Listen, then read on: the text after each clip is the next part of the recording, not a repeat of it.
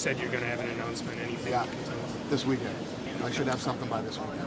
Okay. But it's happening. I told you guys it was happening, and it's happening. Do you anticipate moving some bantamweights down? You know, Joseph Benavidez. I'm not moving and anybody. Charlie Those Lawrence? guys can make that decision themselves on what weight division they want to fight in. But that I have a feeling that 125-pound division is going to be as nasty as 55 and 70. You know what I mean? There's going to be a lot of talent there. John Dodson. Dodson's awesome, man. Awesome. Dana, when you do something like that, you guys obviously have to go out and basically build a roster before you can announce, hey, the flyweights are here and here's who we have. Yep. So how long did it take you to do something like that? I mean, you guys have been I've talking been about it for 18 months, probably. Yeah, I've been working on it for months. Did you have to look outside the U.S. a lot for those guys? Trust me, it just happens. You know, when you announce a weight division, especially, I think you're going to see a lot of, you know, at 125 pounds, you're going to see a lot of Hispanic, a lot of Asian fighters now coming to compete at that weight.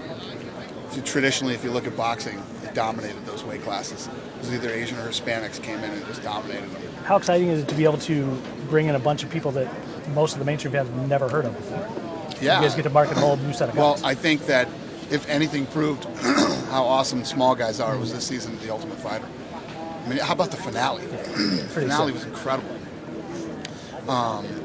You know, the Diego fight's probably the best one round I've ever seen in a fight, and then Dodson is just phenomenal. That guy's an amazing, explosive athlete.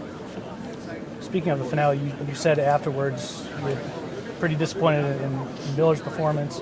Weren't sure what you were going to do with him. Have you thought about that at all? Yeah. I mean, it was bad. I mean, was it a disappointment factor for you, or was it just? I mean, did you really just get beat up pretty bad? Did you expect more out of it? I mean, to be honest, you know, believe me, my Twitter's been blowing up with all the Mayhem fans, you know, blasting me. But facts are facts. You know, it was the worst stand-up I've ever seen in my life. I don't know if I've ever seen stand-up that bad. The guy's been in the business for over 10 years. You know, it looked like it was his first fight ever. Like, it's the weirdest thing I've ever seen. Do you think it was ring rust? I don't even know what to call it. I mean, I've seen guys with some ring rust. They don't go like this. You know what I mean?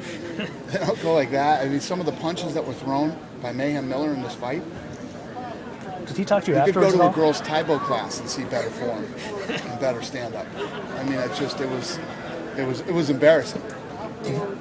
Why are you choosing to return or take UFC to Japan now, especially with the state of MMA as it is now? Because we believe that Asia is a huge market, and you know, not just Japan, but Korea, China, the Philippines. The list goes on, and we're just kicking it off.